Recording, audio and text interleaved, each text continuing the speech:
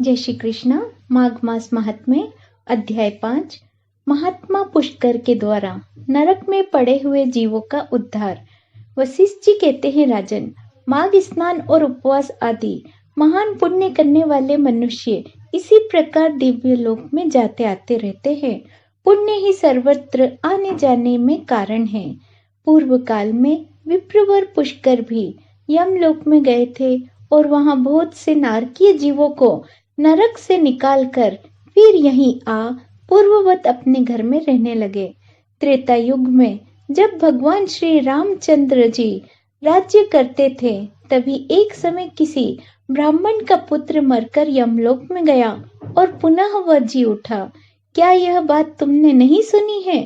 देवकी नंदन श्री कृष्ण ने अपने गुरु सांदीपनी के पुत्र को, जिसे बहुत दिन पहले ही ग्रह ने अपना ग्रास बना लिया था, पुनः यमलोक ले जाकर गुरु को अर्पण कर दिया था। इसी प्रकार और भी कई मनुष्य यमलोक से लौट आए हैं। इस विषय में संदेह नहीं करना चाहिए। अच्छा बताओ, अब और क्या सुनना चाहते हो? दिलीप ने पूछा। मुने, पुष्कर नामक श्रेष्ठ ब्राह्मण कहाँ के रहने वाले थे? वे कैसे यमलोक में आए और किस प्रकार उन्होंने नरक से पापियों का उद्धार किया? वशिष्ठ जी बोले, राजन, मैं महात्मा पुष्कर के चरित्र का वर्णन करता हूँ। वह सब पापों का नाश करने वाला है। तुम सावधान होकर सुनो। बुद्धिमान पुष्कर नंदीग्राम के निवासी थे। वे सदा अपने धर्म के अनुष्ठान में लगे रहने वाले और सब प्राणियों के हितैषी थे। सदा माघ स्नान और स्वाध्याय में तत्पर रहते तथा समय पर अनन्य भाव से श्री विष्णु की आराधना किया करते थे। महायोगी पुष्कर अपने कुटुंब के साथ रहते और नित्य अग्निहोत्र करते थे। राजन, वे अप्रेमेय हरे विष्णु कृष्ण दामोदर अच्युत गोविंद अनंत देवेश्वर इत्यादि रूप से केवल भगवान नामों का कीर्तन किया करते थे। महामते, देवता का आराधना छोड़कर और किसी काम में उन ब्राह्मण देवता का मन स्वप्न में भी नहीं लगता था। एक दिन सूर्य नंदन यमराज ने अपने भयंकर दूतों को आज्ञा दी, जाओ नंदीग्राम निवासी पुष्कर नामक ब्राह्मण को यहाँ पकड़ कर ले आओ। यह आदेश सुनकर यमराज के बताए हुए पुष्कर को न पहचान कर वे इन महात्मा पुष्कर को यमलोक पकड़कर ले आए। ब्राह्मण पुष्कर को आता देख यमराज मन ही मन भयभीत हो गए और आसन से उठकर खड़े हो गए। फिर मुनि को आसन पर बिठाकर उन्होंने दूत को फटकारा, तुम लोगों ने यह क्या किया? मैंने तो दूसरे पुष्कर को लाने के लिए कहा था। तुम लोगों ने कितने पाप पुण्य विचार है। भला इन सब धर्मों के ज्ञाता, विशेषतः भगवान विष्णु के भक्त, सदा माघ स्नान करने वाले और उपवास परायण महात्मा पुरुष को यहाँ मेरे पास क्यों ले आए?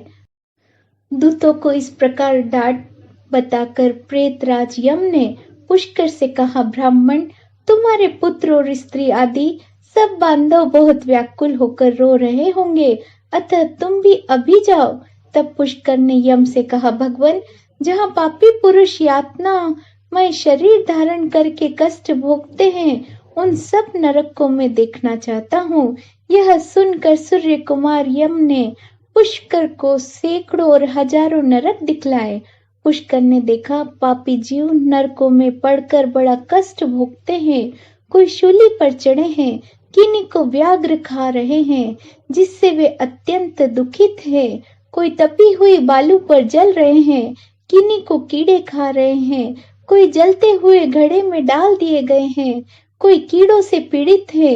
कोई असी पत्र वन में दौड़ रहे हैं, जिससे उनके अंग छिन्न भिन्न हो रहे हैं। किन्हीं को औरों से चीरा जा रहा है, कोई को कुल्हाड़ी से काटे जा रहे हैं। किन्हीं को खारी कीचड़ में कष्ट भोगना पड़ रहा है, किन्हीं को सुई चुभा चुभा कर गिराया जाता है और कोई को सर्दी से पीड़ित हो रहे हैं।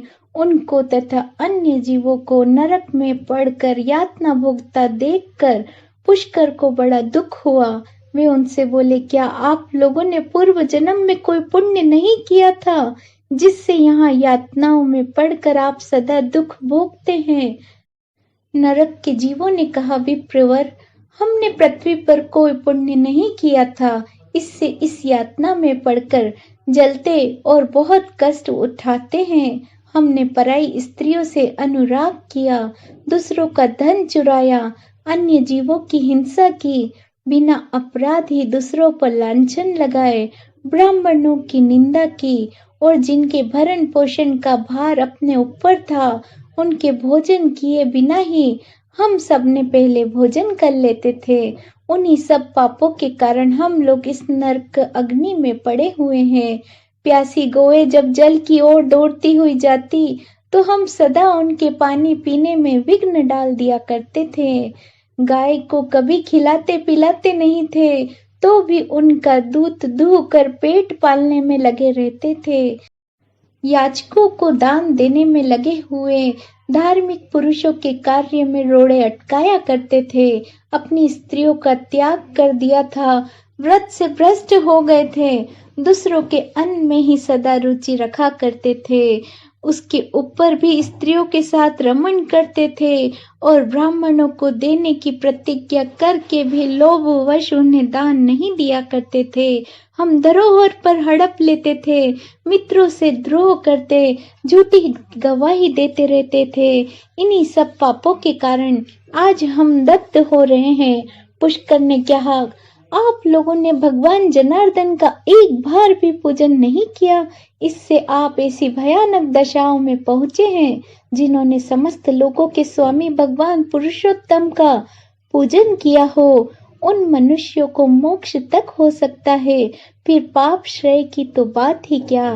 प्राय आप लोगों ने श्री पुरुषोत्तम के चरणों में मस्तक नहीं झुकाया है, इसी से आपको इस अत्यंत भयंकर नरक की प्राप्ति हुई है।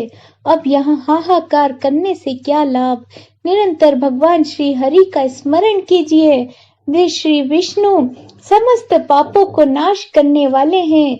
मैं भी यहाँ जगदीश्वर के नामों का कीर्तन करता हूँ, वे नाम निश्चय ही आपका कल्याण करेंगे। नरक के जीवों ने कहा, ब्राह्मण, हमारा अंतःकरण अपवित्र है, हम अपने पाप से संतप्त हैं। ऐसे समय में आपके शरीर को छूकर बहने वाली वायु हमें परम आनंद प्रदान करती है। हे धर्मात्मा, आप कुछ देर तक यहीं ठहरिए, जिससे हम दुखी जीवों को क्षण भर भी तो सुख मिल सके। हे ब्राह्मण, आपके दर्शन से भी हमें बड़ा संतोष होता है। अहो, हम पापी जीवों पर भी आपकी कितनी दया है। यमराज ने कहा, धर्म के ज्ञाता पुष्कर, तुमने नरक देख लिए, अब जाओ, तुम्हारी पत्नी दुख और शोक में डूबकर रो रही है। पुष्कर बोले, भगवान, जब तक इन दुखी जीवों की आवाज कानों में पड़ती है तब तक कैसे जाऊं? जाने पर भी वहां मुझे क्या सुख मिलेगा? आपके किंकरों की मार खाकर जो आग के ढेर में गिर रहे हैं, उन नारकीय जीवों की यह दिन रात की पुकार सुनिए। कितने ही जीवों के मुख से निकली हुई यह ध्वनि सुनाई देती है, हाय मुझे बचाओ, मेरी रक्षा करो, रक्षा करो। समस्त भूतों के आत्मा और सबके ईश्वर सर्वव्यापी श्री हरि में नित्य आराधना करता हूँ। इस सत्य के प्रभाव से नारकीय जीव तत्काल मुक्त हो जाए। भगवान विष्णु सब में स्थित है और सब कुछ भगवान विष्णु में स्थित है। इस सत्य से नारकीय जीवों का तुरंत कलेश से छुटकारा हो जाए। हे कृष्ण, हे अच्युत्य, हे जगन्नाथ, हे हरे, हे विष्णु, हे जनार्दन, यहाँ नरक के भीतर यातना में पड़े हुए इन सब जीवों की रक्षा कीजिए। पुष्कर के द्वारा उच्चारित भगवान के नाम सुनकर वहां नरक में पड़े हुए सभी पापी तत्काल उससे छुटकारा पा गए। वे सभी बड़ी प्रसन्नता के साथ पुष्कर से बोले, ब्राह्मण, हम नरक से मुक्त हो गए, इससे संसार में आपकी अनुपम कीर्ति का विस्तार हो। यमराज को भी इस घटना से बड़ा विस्मय हुआ। वे पुष्कर के पास जाकर प्रसन्नचित होकर वरदान के द्वारा उन्हें संतुष्ट करने लगे। वे बोले, धर्मात्मन, तुम पृथ्वी पर जाकर सदा वहीं रहो। तुम्हें और तुम्हारे सहृदय को भी मुझसे कोई भय नहीं है। जो मनुष्य तुम्हारे महात्म्य का प्रतिदिन स्मरण करेगा, उसे मेरी कृपा से अब मृत्यु का भय नहीं होगा। वशिष्ठ जी कहते हैं, यमराज के यूं कहने पर पुष्कर पृथ्वी पर लौट आए और वहां पूर्ववत स्वस्थ हो भगवान मधुसूदन की पूजा करते हुए रहने लगे। राजन, मेरे द्वारा कहे हुए महात्मा पुष्कर के इस महात्म्य को जो भी सुनता है, उसके सारे पापों का नाश हो जाता है। भगवान विष्णु का नाम कीर्तन करने से जिस प्रकार नरक से भी छुटकारा मिल जाता है, वह प्रसंग मैंने तुम्हें कह सुनाया। आदि पुरुष परमात्मा के नामों की थोड़ी सी भी स्मृति संचित पापों की राशि का तत्काल नाश कर देती है। यह बात प्रत्यक्ष देखी गई है। फिर उन जनार्दन के नामों का भली भांति कीर्तन करने पर उत्तम फल की प्राप्ति होगी। इसके लिए तो कहना ही क्या। जय श्री कृष्ण।